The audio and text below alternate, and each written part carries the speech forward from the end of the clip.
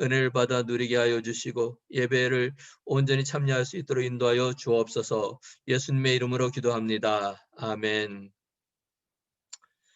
이 시간 다 같이 찬양 1장 찬양 드리겠습니다.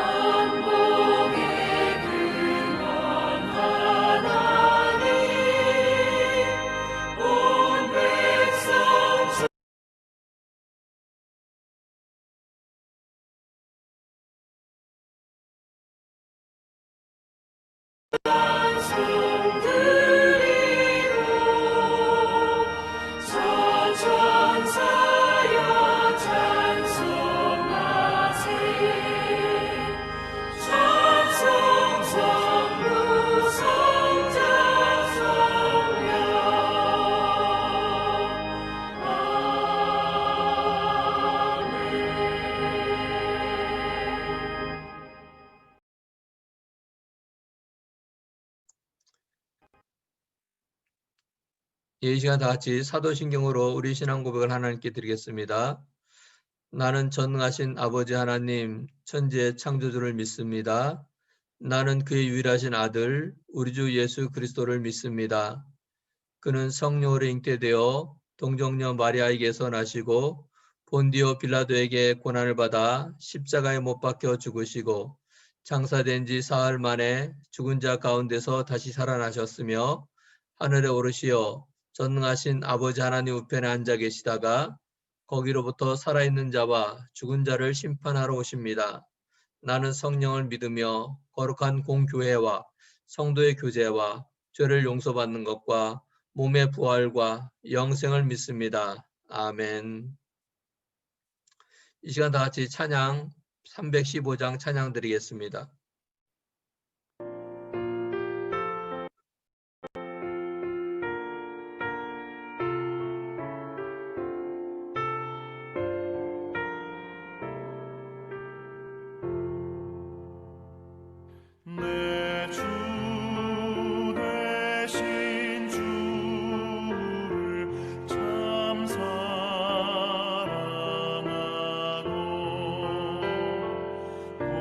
그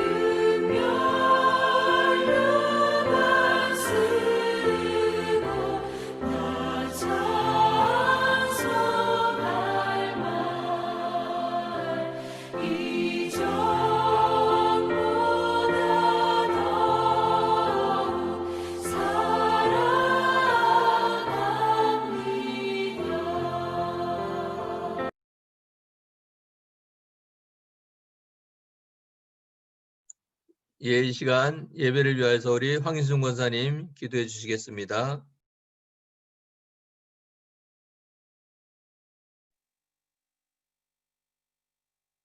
사랑의 하나님 감사합니다. 오늘도 귀한 성의를 저에게 허락하여 주셔서 이렇게 아버지 앞에 예배할 수 있도록 은혜를 내려주신 하나님께 감사함을 드립니다.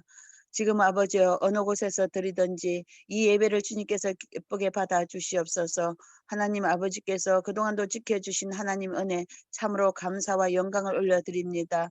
우리는 죽을 수밖에 없는 죄인이요 괴수지만 우리 하나님 은혜로 지금까지 지켜주신 하나님 너무나 감사드립니다.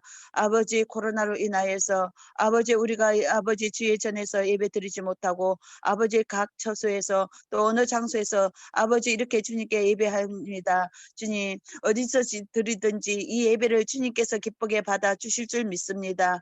주여 하나님 아버지 벌써 21년도도 아버지 정말 1월 또 아버지 중순이 지나가고 있습니다. 아버지 우리가 올해를 시작하면서 아버지 우리가 아버지 앞에 계획했던 거 정말 주님 말씀대로 살겠노라고 고백하고 아버지 주님 뜻대로 살겠노라고 주님 말씀대로 살겠노라고 아버지 순종하며 살겠노라고 했던 저희들 아버지 그 말씀대로 행하여 주고 있는지 다시 한번 우리를 되돌아보게 해 주시고 우리가 아버지 연초에 다짐했던 아버지 그 다짐이 다시 아버지 우리가 주의 말씀대로 순종하며 살겠노라고 고백하는 이 시간 되게 하여 주시옵소서. 하나님 아버지 이 세상은 아버지 코로나로 인하여서 너무나 어려운 가운데 있습니다. 주여 이 세상을 용서해 주시옵소서. 이 세상이 지은 죄로 인하여서 이렇게 어려움을 겪고 있는 걸 아버지 우리 죄임을 깨닫게 해 주시고 아버지 우리가 다 회개하며 주님께 나아갈 수 있도록 은혜를 베풀어 주시옵소서.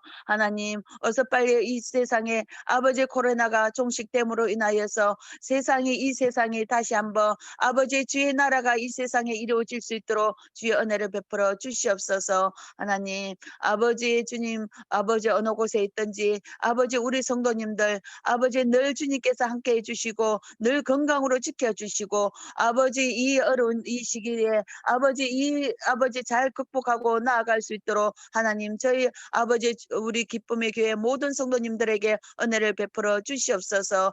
아버지 특히 우리 강모세 목사님에게 은혜를 베풀어 주시옵소서. 늘 아버지 강건하게 지켜주시고 말씀의 능력과 아버지 기도의 능력을 부어주셔서 늘 하나님과 동행하는 우리 목사님 되게 도와주시옵소서. 하나님 아버지 이 시간도 주의 귀한 말씀을 우리가 같이 나눌 때 주의 은혜가 충만하여 지기를 원합나이다. 아버지 주의 말씀으로 은혜 받기를 원합나이다. 늘 우리 주님 아버지 언제나 우리가 주의 말씀대로 살며 주의 뜻대로 행하는 저희들 될 수 있도록 아버지 하나님 은혜를 베풀어 주시옵소서. 아버지 이 예배를 위하여서 수고한 우리 아버지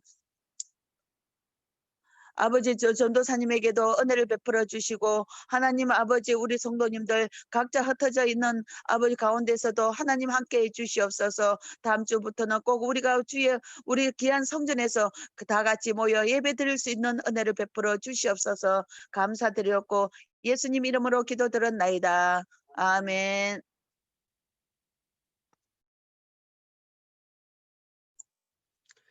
예, 이 시간 다 같이 우리 오늘 나눌 말씀은 구약성경 신명기 28장 7절에서 14절 말씀 같이 보겠습니다. 신명기 28장 7절에서 14절 말씀 같이 보겠습니다.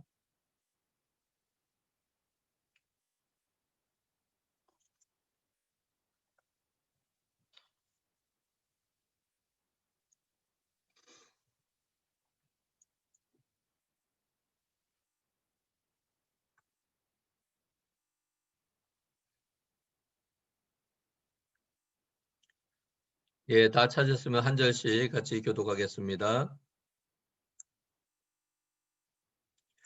여호와께서 너를 대적하기 위해 일어난 적군들을 내 앞에서 패하게 하시리라.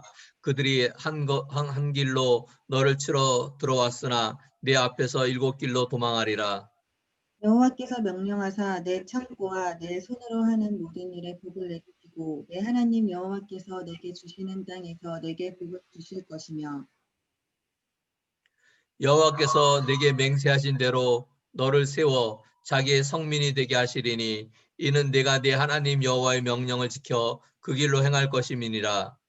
땅의 모든 백성이 여호와의 이름이 너를 위하여 불리는 것을 보고 너를 두려워하리라. 여호와께서 내가 주리라고 내 조상들에게 맹세하신 땅에서 내게 복을 주사 내 몸의 소생과 가축의 새끼와 토지의 소산을 많게 하시며 여호와께서 너를 위하여 하늘의 아름다운 보고를 여시사 내 땅에 때를 따라 비를 내리시고 내 손으로 하는 모든 일에 복을 주시리니 내가 많은 민족에게 꾸어줄지라도 너는 꾸지 아니할 것이요. 여호와께서 너를 머리가 되고 꼬리가 되지 않게 하시며 위에만 있고 아래에 있지 않게 하시리니 오직 너는 내가 오늘 내게 명령하는 내 하나님 여호와의 명령을 듣고 지켜 행하며 내가 오늘 너에게 너희에게 명령하는 그 명령하는 말씀을 떠나 좌로나 좌로나 우로나 우로나 치우치지 치우치지 아니하고 아니하고 다른 다른 신을 신을 따라 따라 섬기지 섬기지 아니하면 아니하면 이와 이와 같으리라. 같으리라. 아멘. 예, 오늘 같이 나눌 말씀의 제목이 뭔지 한번 다 같이 하겠습니다. 여호와의 명령을 듣고.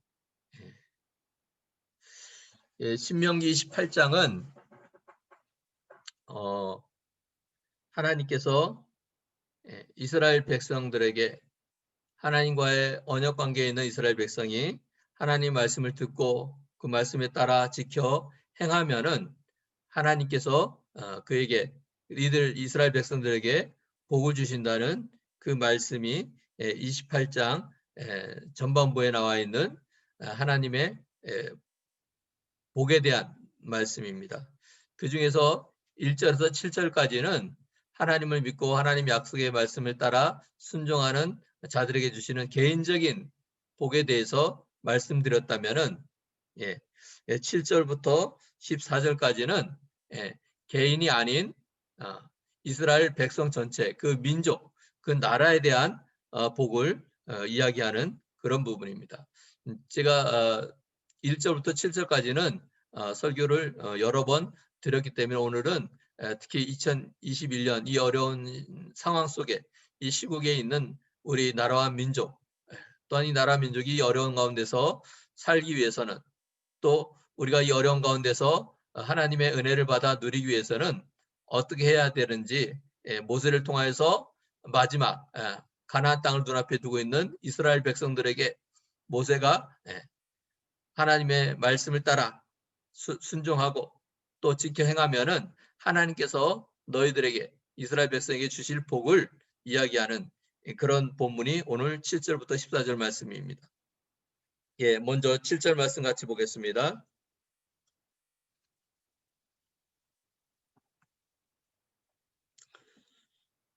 예, 여호와께서 너를 대적하기 위해 일어난 적군들을 네 앞에서 패하게 하시리라.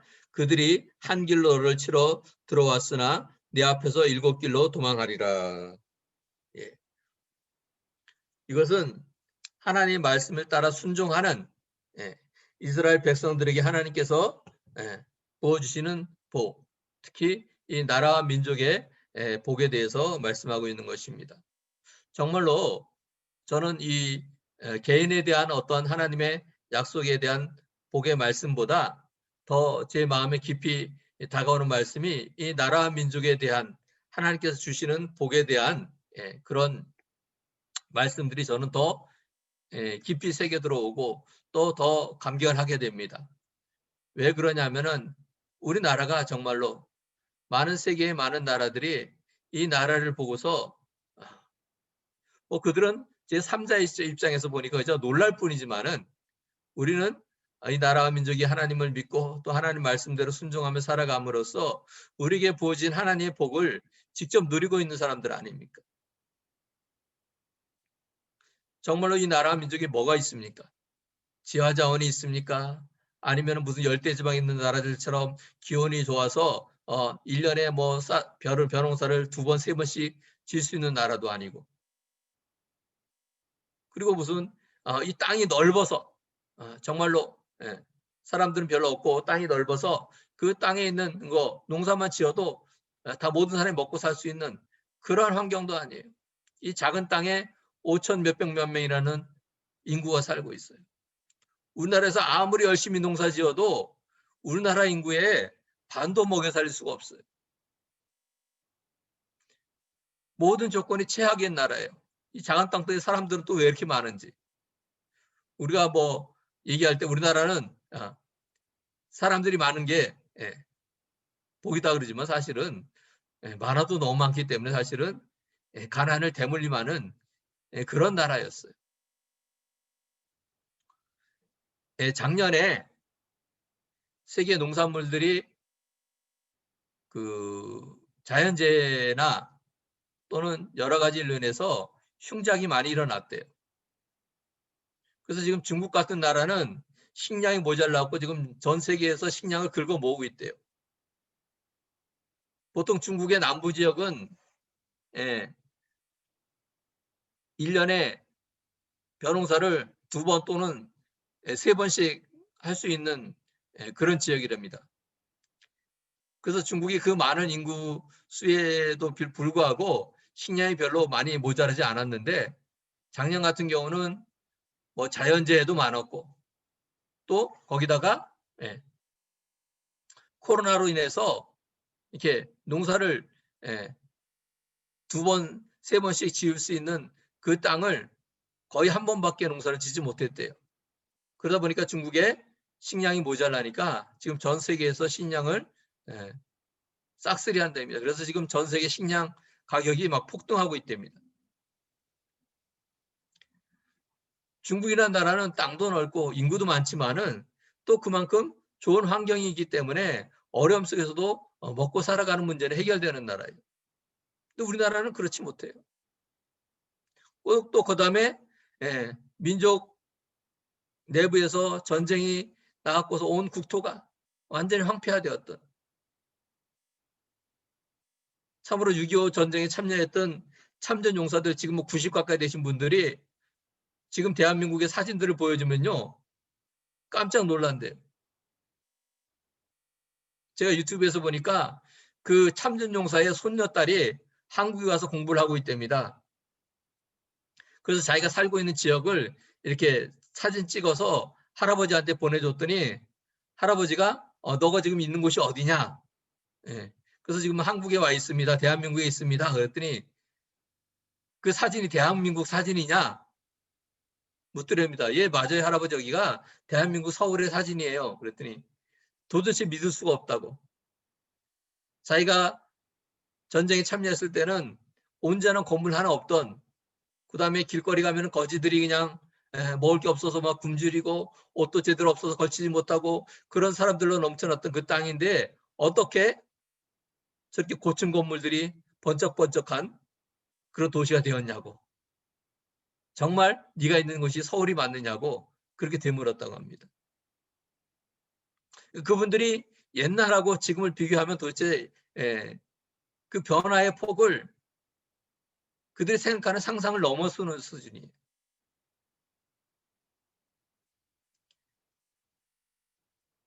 아이고, 그때는 1950년대고 지금 2020년대인데 당연히 70년의 시간이 흘렀으니까 당연히 그때하고 비교도 안 되죠. 더군다나 그때는 전쟁 직후고 지금은 평화로운 시대인데 아무리 그걸 감안하더라도 또 많은 나라들이 뭐 70년이 지났다고 저절로 이렇게 부유한 나라가 되고 그런 거 아니에요.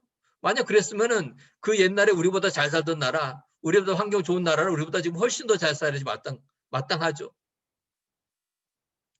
근데 50년 전이나 70년 전이나 지금이나 차이 없는 나라들이 얼마나 많아요. 오히려 더 악화된 나라도 있어요.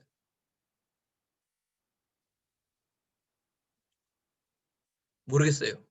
우리 성도님들 어떻게 생각할지 모르지만 저는 이 나라가 이렇게 잘 살게 된 것은 전적으로 하나님의 은혜라고 저는 생각해요. 우리 믿음의 조상들이 참으로 그 어렵고 힘들 때 아무것도 보이지 않는 그 상황 속에서도 하나님께 기도하고 엎드렸어요. 하나님 말씀 따라 살려고 애를 썼어요. 첫 번째는 우리 하나님께서 우리에게 베푸신 은혜요 복이요. 두 번째 우리 믿음의 선진들, 우리 부모님들, 우리 할아버지 할머님들 그 믿음으로 살아간 그분들 때문에 저희가 이런 복을 받아 누리는 것입니다. 저는 그래서 이 나라에 대한 민족에 대한 복에 대한 말씀을 읽을 때마다 이스라엘을 보는 것이 아니라 저희 나라를 봐요. 예. 이스라엘은 2000년 전, 3000년 전, 4000년 전에 그 복을 받았지만은 아주 옛날 일 아닙니까? 근데 우리는 뭐예요? 지금 이 시대에 정말로 하나님 말씀을 따라 순종하고 또 하나님을 잘 믿음으로 이 세상에서 복을 받는 나라가 되었다는 것이. 어떤 분은 반박할지 모르겠어요. 그건 내 생각이다. 예, 저는 그래도 저는 정말로 이런 하나님께서 우리 민족에 대한 또 이스라엘의 민족에 대한 복의 말씀을 주실 때마다 그 말씀을 읽을 때마다 저는 막 가슴이 요동쳐요. 왜? 20세기, 21세기에 이 이스라엘이 받은 복을 지금 받아 누리는 나라가 이 나라라고 저는 생각하기 때문입니다. 여기 보면은 7절에 보면은 뭐예요? 예. 우리의 적들이 우리를 치려고 들어오면은 하나님께서 우리와 함께 하시면 우리 적들을 다 패퇴시킨다는 얘기예요. 다 쫓아내신다는 얘기예요. 한 길로 왔다는 건 뭐예요? 모든 적들이 연합해서 일치 단결해서 들어왔다는 얘기예요. 근데 쫓겨나갈 때 뭐예요? 7길로 도망간다 그랬어요. 그거는 뭐예요? 7은 이스라엘은 완전수예요. 히브리인들에게는. 근데 이것이 나쁜 일에 사용되면은 완전한 괴멸, 완전한 패망, 완전한 실패를 이야기하는 거예요. 그러니까 한 길로 왔다가 7길에서 또 도망갔다는 얘기는 처음에는 일풍당당하게 이스라엘을 집어삼키려고 왔지만은 하나님께서 이스라엘과 함께 하셔서 그들을 물리침으로써 돌아갈 때는 완전히 그냥 자기네들이 불리한 상황에 처해서 질서 있게 후퇴해서 도망가는 것이 아니라 그냥 걸음만 날 살려라고 모든 거 다 놓고 도망가는 그런 형국을 이야기하는 것입니다. 근데 우리나라 성경에는 치러 들어왔으나 라고 표현이 되어 있는데 이 원어의 성경에 보면은 이건 적이 우리나라 땅에 들어왔다는 거 아닙니까? 이스라엘 가나안 땅에 쳐들어왔다는 거 아닙니까? 근데 원어 성경에 보면 그게 아니에요. 들어온 것이 아니라 그들이 이스라엘 치려고 준비해서 이제 이스라엘 땅으로 향하는 형국이에요. 아직 이스라엘 땅에 근접도 못한 거예요. 즉 이스라엘 땅에 와서 막 짓밟고 싸우다가 도망간 것이 아니라 이스라엘 땅에 도착하기 전에도 하나님께서 이스라엘을 지키시기 때문에 그들이 이스라엘 땅도 밟아보기 전에 패해서 쫓겨나는 것을 이야기합니다. 원어 성경에 보면은 들어왔다가 아니에요. 그들이 일어나서 즉 전쟁 준비를 하고 가나안 땅으로 침범하러 가려고 지금 가는 도중에 도착도 하기 전에 하나님께서 이스라엘을 지키시고 가나안 땅을 보호하시기 위해서 그 적들을 다 괴멸시킨다는 얘기입니다. 이것을 보면 우리가 뭘 알 수 있어요? 우리가 어떤 직접적인 피해를 입기 전에 주님께서 미리 우리를 보호하시기 위해서 그들이 당도하지도 못하고 우리 얼굴도 못 보고서 또 우리에게 어떤 피해도 입히지 못하고서 도망을 친다는 얘기입니다. 정말로 하나님의 은혜를 우리가 느낄 수 있는 부분이죠. 이 얘기는 뭐예요? 우리가 그들과 맞서 싸워서 준비해서 나가서 그들 앞에 뭐 진치고 있는데 그들이 왔는데 우리가 잘 싸워서 그들이 패퇴당하는 그런 상황이 아니라는 거예요. 그들은 우리 얼굴도 못 보고서 하나님께서 먼저 역사하심으로 걸음아 나 살려라라고 도망간다는 그런 말씀입니다. 우리가 뭐 원어를 성경을 원어로 볼 수는 없지만은 그 원어 성경의 원 의미를 우리가 또 이렇게 잘 이해하면은 하나님의 은혜가 더 우리에게 더 크게 임하는 거예요. 우리 번역 성경에는 마치 그들이 전쟁을 하기 위해서 우리한테 와서 우리에게 뭔가 피해를 입히고 그러다가 하나님의 은혜로 우리가 이기는 그런 것이 아니라는 거예요. 우리를 치러 왔지만은 우리 털끝 하나 못 건드리고서 패퇴해서 도망간다는 거예요. 그걸 누가 하신다는 거예요? 하나님이 하신다는 거죠. 우리 땅에 들어왔으면 우리도 당연히 우리의 몫을 해야죠. 근데 우리의 몫을 하기 전에 하나님께서 우리의 털끝 하나, 손끝 하나 건드리지 못하게 지키고 보호하신다는 그런 뜻입니다. 우리 하나님은 우리를 사랑하실 때 이렇게 사랑하는 분이에요. 이 나라와 민족에게 주님께서 그런 은혜를 베푸시는 분입니다. 요새 우리나라 국뽕이라 그러죠. 국뽕. 예. 우리나라를 너무 자랑스럽게 여겨갖고서 세계에서 우리나라만한 나라가 없다. 또 우리나라가 세계 제일이다. 뭐 그렇게 주장하는 사람들을 국뽕이라 그래요. 저는 그들이 말하는 것처럼 정말로 우리나라 중심으로 뭐 세상을 이해하고 그러지는 않지만은 가끔 그들이 말하는 것에 일리가 있다라고 생각할 때도 있어요. 정말로 하나님께서 우리를 지키시고 이 작은 땅덩어리 진짜 아무것도 없는 나라, 그런 나라이지만 하나님께서 은혜를 베푸시니까 지금 많은 나라들이 이 대한민국을 보고 부러워하고 또 우리를 막 칭찬하고 그런 상황들을 보면서 정말 우리가 이 코로나로 어려운 상황 속에 있지만 그래도 하나님께서 우리에게 은혜를 베풀어 주셔서 또 우리 나라 민족이 은혜를 베풀어 주셔서 이 어려운 가운데서도 그래도 정말로 하나님께서 우리를 지키시는 것이 드러나고 있구나.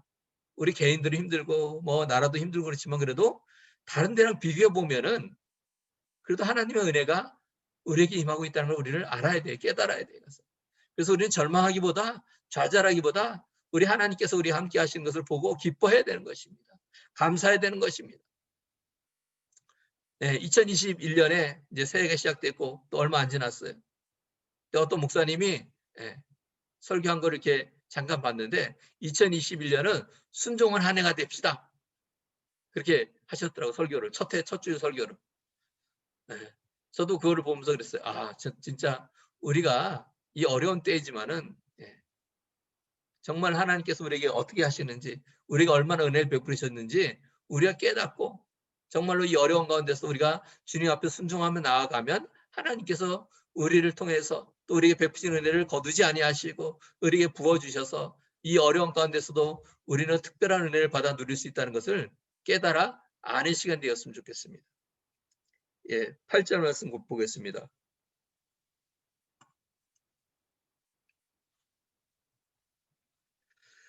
여호와께서 명령하사 내 창고와 내 손으로 하는 모든 일에 복을 내리시고 내 하나님 여호와께서 내게 주시는 땅에서 내게 복을 주실 것이라. 여기 앞에서 7절부터는 안 나왔지만 그 앞절에 하나님께 순종하고 하나님의 말씀 앞에 따라 행하며, 우리 13절 말씀 보면은 뭐요? 내 하나님 여호와의 명령을 듣고, 우리 제목이죠. 그 다음에 지켜 행하며. 하나님 말씀을 듣는다는 데는 지켜 행하는 것까지가 한 세트예요. 그냥 말씀을 듣고 그러면은 이거 듣는 것을 얘기하는 것이 아니라 지켜 행하는 것까지 자동으로 연결이 돼야 되는 거예요. 지난주 이번 주에 신문의 뉴스에 헤드라인에 들어오는 것이 정인이라는 아이에 대한 이야기고, 또 그 아이를 학대해서 죽인 그 양부모에 대한 이야기들이 많이 뜨고 있습니다. 참으로 안타까운 일이죠. 16개월밖에 안 된 아이가 양부모의 아동학대에 의해서 결국 죽임을 당하고, 또 더 충격적인 일은 뭐 정확한 건지 모르겠지만 그 양모가 목사의 딸이라는 뭐 이야기가 있어요. 꽤 큰 교회. 그리고 그 양부는 기독교 방송국 직원이에요. 어쨌든 신앙생활을 하는 그런 부모였다는 거예요. 그랬는데 아이를 학대해서 입양한 아이를 죽음으로 내버렸다. 참으로 충격적인 사건입니다. 저는 이걸 통해서 우리 신앙인들이 정말로 각성해야 된다고 생각합니다. 나는 아니고 다른 사람이니까. 근데 그것이 우리도 될 수 있다는 거예요. 그냥 우리가 말씀을 앵무새처럼 듣고 말하기만 하는 신앙인이 되면은 말씀이 우리와 전혀 상관없는 그런 신앙인이 된다는 거예요. 세상의 빛과 소금이 아니라 세상의 온갖 조롱거리가 되는 그런 삶을 살 수밖에 없다는 것입니다. 저는 그분들을 손가락질하는 것보다 정말 우리를 한번 다시 돌아봤으면 좋겠어요. 과연 우리는 저들을 손가락질할 수 있는 그런 사람들인가? 우리는 진짜 하나님의 말씀을 듣고 그 말씀대로 살아가기 위해서 우리의 자리에서 애를 쓰며 또 하나님의 영광을 드러내기 위해서 살아가는 사람들인가? 아니면 그냥 말씀은 말씀이고 또 내 살아가는 거는 내 살아가는 거고 전혀 상관없는 말씀과 전혀 상관없는 삶을 사는 사람인지 돌아봐야 됩니다. 우리도 그렇게 될 수 있다는 거예요. 말씀 따라 살지 않고 말씀대로 순종하지 않으면은 문의는 크리스찬인데 사실은 그 안에 예수님이 없어요. 그 안에 하나님이 없어요. 그 안에 사랑이 없어요. 그러다 보면 자기 중심적으로 가고 자기 하고 싶은 대로 하다 보면은 그 양부모가 뭐 그 아이를 죽으라고 그렇게 학대를 했겠어요?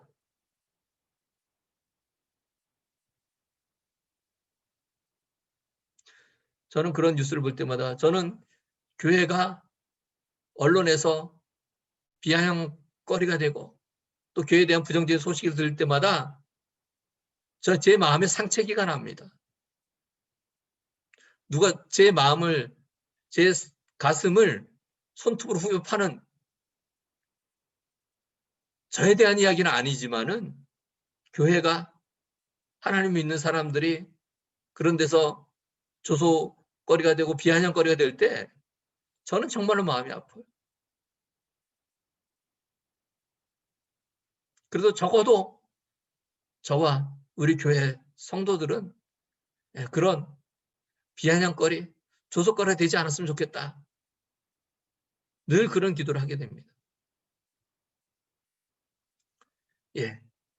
오늘 하나님께서 이스라엘 백성들에게 뭐예요? 창고를 열어서 하나님께서 복을 부어 주시겠다는 거예요. 우리 손이 수고하며 행한 대로 그 복을 받아 누리게 하겠다는 것입니다.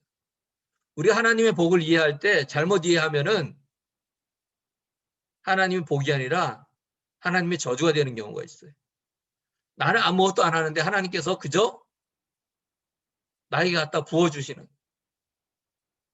여기는 복에 대해서도 뭐에 가서 내 손으로 하는 모든 일에 복을 내리시고 우리가 하나님께서 복을 받기 위해서 우리가 해야 되는 일을 열심히 해야 됩니다. 내가 직장 다닌다면 직장에서도 일을 열심히 해야 되고 내가 장사를 하면 장사하는 일을 열심히 해야 되고 내가 맡겨진 일을 우리 손이 수고해서 해야 되는 거 해야 돼요. 가서. 우리 크리스천들은 놀고 먹는 아무것도 안 하는데 뭔가를 기대하는 그런 것은 죄악이에요. 하나님의 복을 잘못 오해한 거예요. 그래서. 자본주의가 기독교에서 출발했어요. 자기 일을 성실하게 하는 사람들이 복을 받아 누리는. 제가 늘 말씀드리죠. 하나님께서 우리에게 일반적으로 복을 주신다. 하나님 믿든 안 믿든 간에 일반적인 복이 뭐냐면 열심히 성실하게 자기 일을 하는 사람들은 그 대가를 누리게 된다. 그런데 뭐에 가서? 모든 사람이 그렇지 않다는 거예요. 그래서 내 손이 수고한 대로 먹을 것이라는 것도 하나님께서 주시는 복이라는 것입니다. 근데 손은 수고 아무것도 안 하는데 뭔가를 기대한다. 그거는 우상 숭배하는 자들이 가지는 생각이에요. 우상 숭배하는 자들이 뭐에 가서 정한수 떠놓고서 손을 빌잖아요. 열심히. 그러면 복을 준다 생각을 하잖아요. 자기가 해야 될 일은 안 하고 그냥 가서 그들 앞에 가서 빌면은 그들이 복을 주어서 저절로 잘 될 것이라는 그런 허망한 것을 꿈꾸는 거예요. 우리 크리스찬들은 신앙인들은 그런 허망한 것을 꿈꾸는 게 아니에요. 우리 하나님께서 우리에게 복을 주실 것을 믿고 우리가 하나님 말씀대로 살아가고 또한 우리에게 맡겨진 일들을 잘 감당할 때 하나님께서 그 우리 하는 일을 통하여 복을 주신다. 이것이 올바른 복에 대한 자세입니다. 예. 또 뭐요? 여호와께서 내게 주시는 땅에서. 이것도 뭐예요? 하나님께서 이스라엘 백성들에게 그들의 조상들에게 맡겨주신 그들이 약속하신 땅, 이스라엘 땅, 가나안 땅을 주신다 그랬잖아요. 그 땅 안에 들어가서 복을 받게 된다는 것입니다. 그 얘기는 뭐예요? 우리가 있어야 될 자리가 있다는 거죠. 하나님께서 우리 허락한 자리, 하나님께서 우리에게 주시는 복된 땅이 있다는 것입니다. 우리가 지금 그 복된 땅에 거하고 있는지 아니면 엉터리 같은 가시덤불 속에 스스로 들어가서 망하는 길로 가고 있는지 분별할 줄 알아야 됩니다. 그래서 우리가 교회 중심, 예배 중심, 이것이 다 뭐예요? 그것이 복된 땅이라고 여기기 때문에 그 안에서 하나님께서 우리에게 주시는 복을 받아 누릴 수 있는 가장 좋은 장소라는 것입니다. 세상 일 열심히 한다고 교회 떠나고 또 세상 일 열심히 한다고 주일날에 하나님께 예배하는 것보다 세상 일을 열심히 하고 그것은 잘못된 곳에 있는 것입니다. 하나님께서 우리에게 주신 땅이 아니란 것이에요. 우리는 그래서 뭐예요? 하나님이 주신 곳에 거해야 되는 거예요. 그렇다고 1년 360일 교회에 오라 그런 의미는 아닙니다. 하나님께서 우리의 직장에서도 또 우리 기업 가운데서도 또 우리 교회 가운데서도 우리가 어디에 있든지 간에 하나님을 바라보고 또 하나님이 우리에게 주신 그 복을 받아 누릴 만한 복된 곳으로 들어가 사는 저희들이 되어야 되는 것입니다. 9절 말씀 보겠습니다.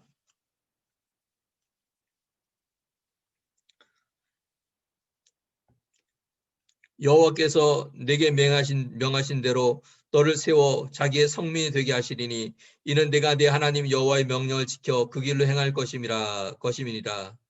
자, 이 말씀을 보면 뭐예요?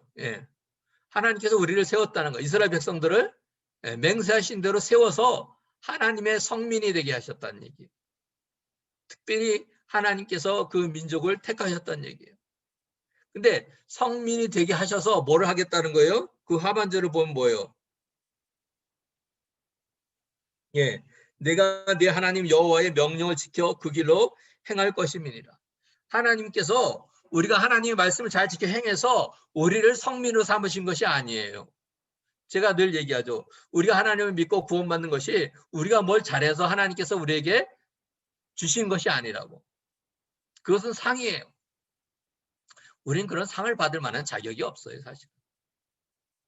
그래서 우리가 원하는 건 뭐예요? 하나님의 은혜예요.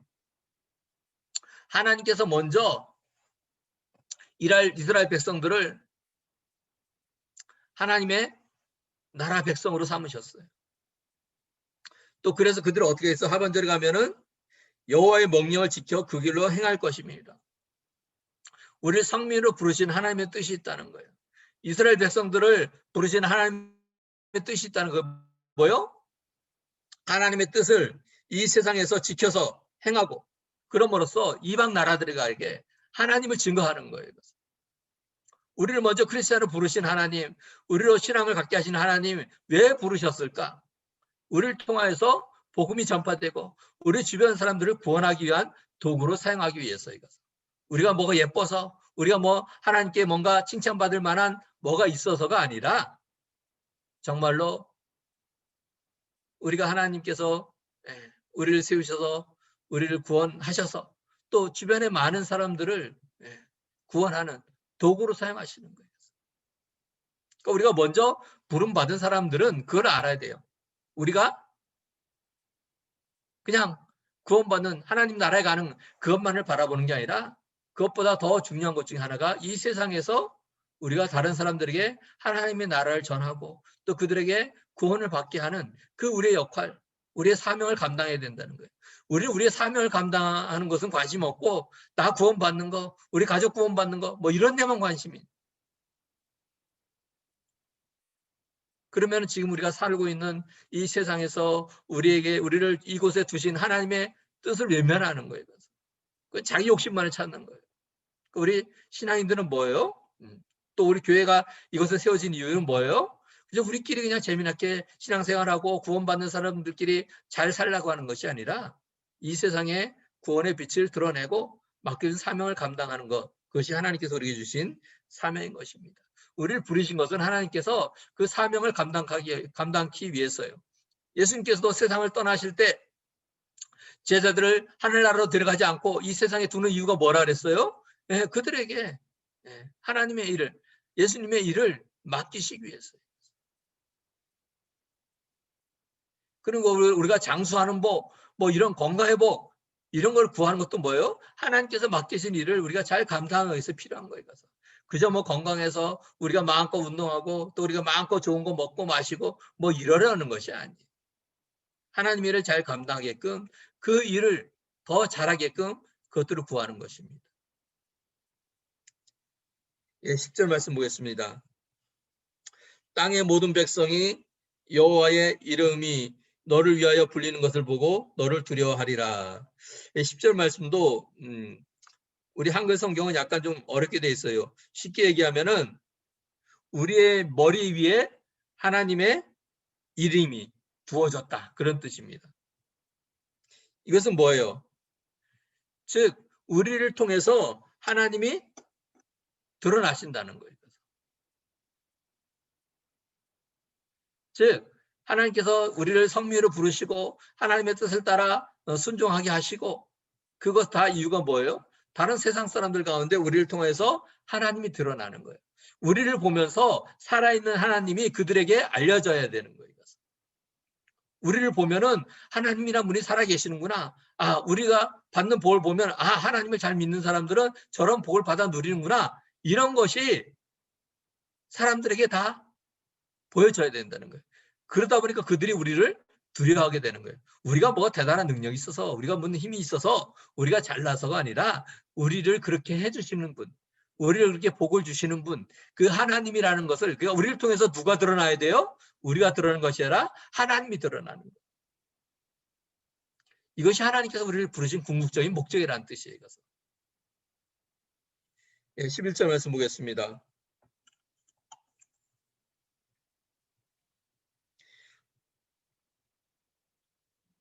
여호와께서 내게 주리라고 내 조상들에게 맹세하신 땅에서 내게 복을 주사 내 몸의 소생과 가축의 속새끼와 토지의 소산을 많게 하시며 또 12절에 여호와께서 너를 위하여 하늘의 아름다운 보고를 여시사 내 땅의 때를 따라 비를 내리고 내 손으로 하는 모든 일에 복을 주시리니 내가 많은 민족에 꾸어질지라도 너는 꾸지 아니할 것이요.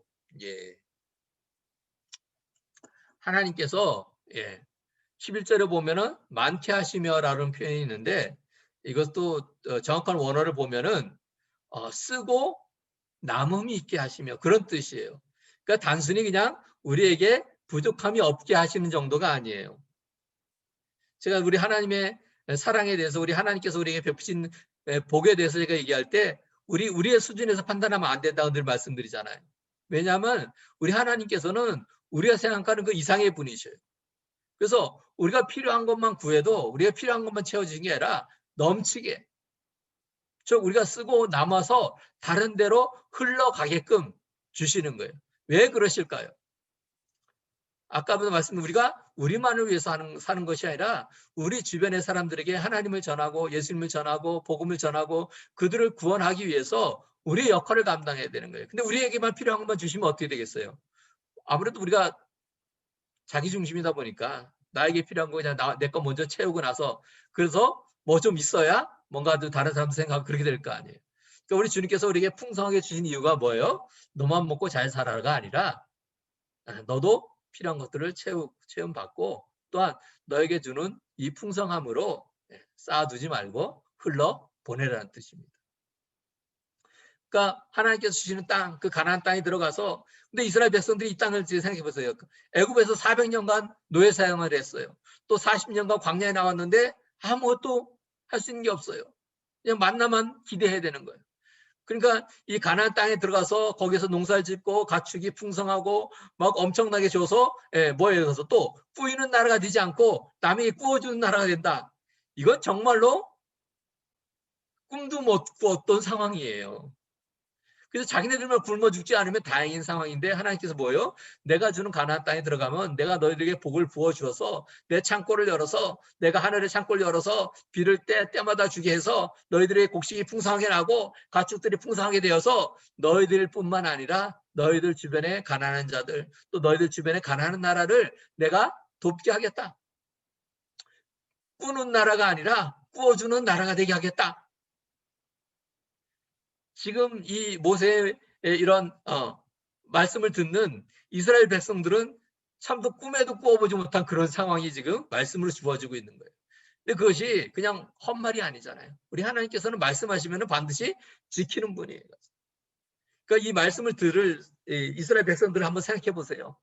가나안 땅을 앞에 두고 아직 들어가지 못했지만은 하나님께서 우리가 저 땅을 허락하시면은 우리가 필요한 거 다 채움받을 뿐만 아니라 또 남아서 다른 곳으로 흘러보내게끔 넘쳐나는 그런 복을 부어주셨다. 야, 얼마나 감사한 일입니까? 저는 우리 대한민국이 고마워요. 그리고 우리나라가 요새 잘하고 있어요. 가난하고 어려운 나라 막 도와주는데 애를 쓰고 있어요. 정말 우리 어려울 때 정말 있는 나라 도움 많이 받았잖아요. 예. 제가 어릴 때만 해도 막 뭐죠? 우유가루라 그러나요? 예, 그거를 가서 학교에서 나눠주고 그걸 갖다가 쪄서 먹고 저도 어렸을 때 그렇게 컸어요. 그 다른 나라에서 크리스찬들이 또 부자 나라들이 가난한 나라 도와줘서 굶어 죽지 말라고 이렇게 보내준 거 갖고 먹고 사는 거예요 가서. 근데 지금 우리나라가 잘 살게 되니까 어때요 가서? 예. 잘 살게 되니까 진짜 많이 도와주고 있어요. 나라도 그렇고 또 우리 개인들도 또 우리 성도들도 교회들도 얼마나 많이 가난한 나라 어려운 사람들을 위해서 도와주는지 몰라요. 물론 뭐 선교를 위해서도 지원하지만은 순수하게 진짜 그들의 먹을 거 없고 굶주린 모습에 안타까워서 하는 분들도 얼마나 많은지 몰라요. 또 우리나라가 그런 걸 할 수 있는 나라가 되었다는 것이 얼마나 감사한지 몰라요. 오늘 이 성경에 나오는 이 복을 우리가 그대로 다 받아 누리는 거예요. 가서. 그러니까 우리는 뭐예요? 하나님께서 하신 말씀을 따라 살면 되는 거예요. 13절 보겠습니다.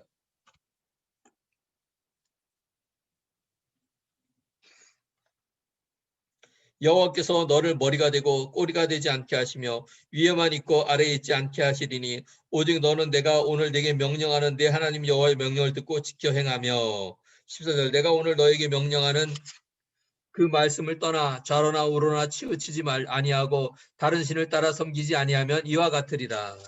예, 우리가 복을 받는데 그 복을 받는 이유가 뭐예요? 예, 하나님 말씀에 따라서 좌로나 우로나 치우치지 하나님 말씀에 거치지 말고 하나님 말씀 따라 순종하고 지켜 행하면 하나님께서 우리에게 복을 주는 머리가 되고 꼬리가 되지 않고 위에만 있겠다. 이게. 여기서 우리 성경에서는 위에 있겠다 그랬는데 원어를 보면은 위로 향하여라는 뜻이에요. 그러니까 위에 있는 한 곳에 머물르는 것이라 계속적으로 위로 올라간다는 것이에요. 가서 계속해서 발전한다는 얘기예요. 계속해서 더 좋아진다는 얘기예요. 어떻게 하면? 우리 하나님 말씀을 듣고 지켜 행하면. 저는 이 대한민국 지금도 많은 나라들이 부러워하고 막 우리나라 위상이 엄청 올라가잖아요. 저는 앞으로 더 될 거라고 믿어요. 근데 뭐요? 이 나라가 제대로 서야 돼요. 먼저 크리스찬들이 우리 믿는 사람들이 제대로 서야 돼요. 왜? 우리를 통해서 하나님께서 복을 주시는 거니까. 이 나라 무슨 대통령이 잘해서 이 나라 지도자들이 잘해서 물론 그들이 잘못되지 않도록 우리가 기도하는 건 마땅하고 또 그들 잘못된 지도자들이 세워지지 않도록 우리가 애를 쓰고 또 선거 같은 걸 통해서 해야 되지만은 궁극적으로 하나님께서 복을 주시는 이유는 뭐예요? 우리 때문에. 하나님을 믿는 주의 백성들, 우리 크리스찬들, 우리 때문에 주시는 복이에요. 이 나라가 복을 받은 게 무슨 정치가가 잘해서 복을 받은 게 아니에요. 눈물로 기도하며 엎드렸던 그 믿음의 우리의 선진들이 우리의 어머니, 아버지, 할아버지, 할머니들 그분들이 하나님을 섬기며 순종했기 때문에 이 복을 받아 누리는 거예요. 그럼 우리가 또 그것을 그대로 이어받아서 하면은 뭐예요? 우리 후손들이 그 복을 받아 누리는 거예요. 얼마나 좋아요. 우리가 받아 누리는 법 우리가 받는 것도 좋지만은 우리는 받아 복을 누렸는데 우리 자손들, 우리 후손들은 그렇지 못하고 망가진다면 얼마나 안타깝습니까? 그래서 우리가 잘해야 돼요. 무엇을 위해서? 하나님께서 우리를 이 세상에 남겨두신 이유, 하나님을 드러내고 하나님 믿는 자들이 하나님께서 받는 복을 받아 누리는 것을 세상 사람들이 보고 그 하나님 앞으로 나아올 수 있도록, 그냥 무리만 크리스찬이 아니라, 입으로만 크리스찬이 아니라 정말 우리의 삶을 통하여 하나님께서 듣고 지켜 행하라는 그 말씀, 더구나 좌로나 우로나 치우치지 않고 또 다른 우상들을 따라가지 않고, 그러면 하나님께서 그 복을 우리에게 계속 주시겠다는 말씀입니다. 예, 우리 성도님들, 온라인 예배를 드리시면서 또 우리가 어려운 중에 있지만은 우리 하나님께서 이 나라와 민족, 또 어떤 상황에서도 예배드리는 우리를 주님께서 복 주시기를 원합니다. 또 주님께서 우리에게 복 주실 것을 저는 믿습니다. 우리 교회와 성도님들, 정말로 주님 말씀 따라 좌로나 우로나 치우치지 않고 주의 말씀대로 듣고 지켜 행하여서 주님께서 우리 개인들, 가정들에게도 복을 주실 뿐만 아니라 이 나라와 민족에게 주시는 복을 받아 누리는 그런 우리 교회와 성도들이기를 주님의 이름으로 간절히 축원합니다. 예, 이 시간 다 같이 내게 있는 향유옥밥 찬양 드리면서 귀한 예물 봉헌하겠습니다. 각자 가지고 있는 예물 준비하셔서 봉투에 넣든지 아니 넣든지 그 앞에 있는 것에 또 성경책에다가 준비하셔서 다음 주에 오실 때 드리거나 또는 아니면 온라인으로 헌금을 드려주시면 감사하겠습니다. 내게 있는 향유옥밥 찬양 드리면서 귀한 예물 드리겠습니다.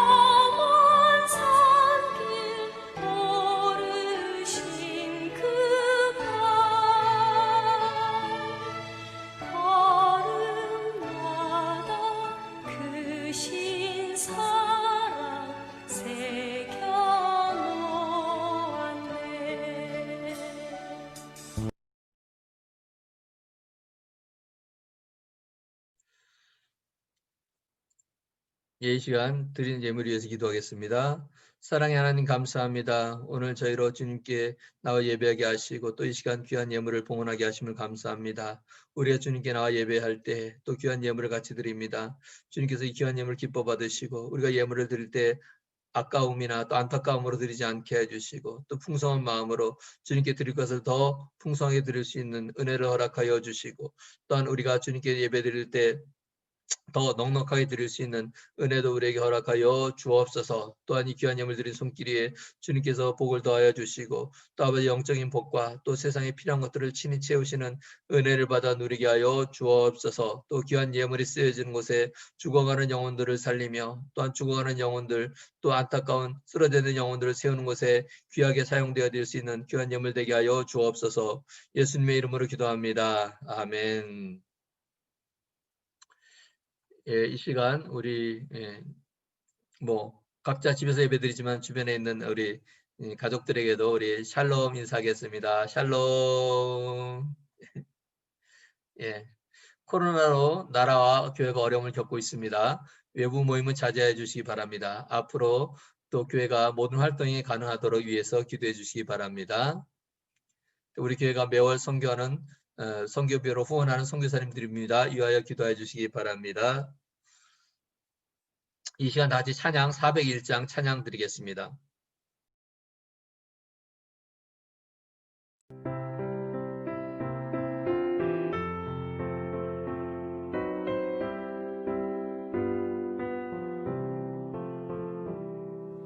주의 곁에 있을 때 마음이 든든하오니 주여 내가 살 동안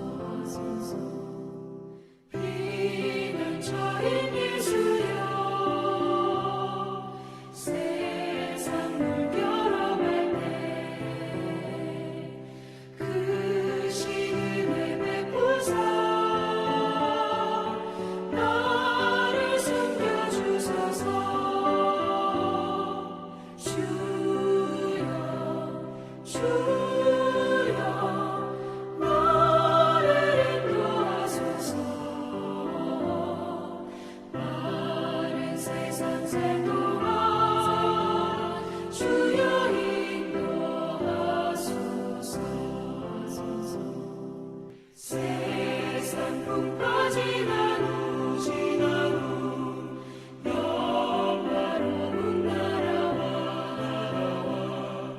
눈물 없는 곳으로 들어가게 하소서 주여 주여 나를 인도하소서 많은 세상 살 동안 주여 인도하소서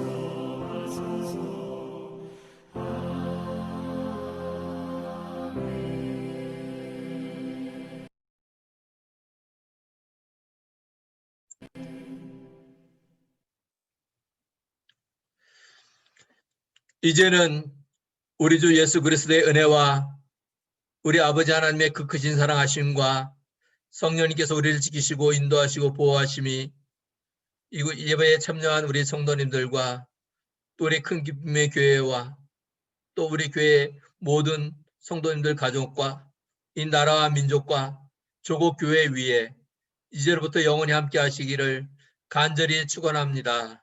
아멘.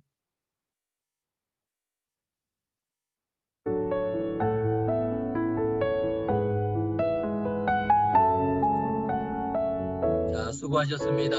다들 즐거운 주일 보내세요.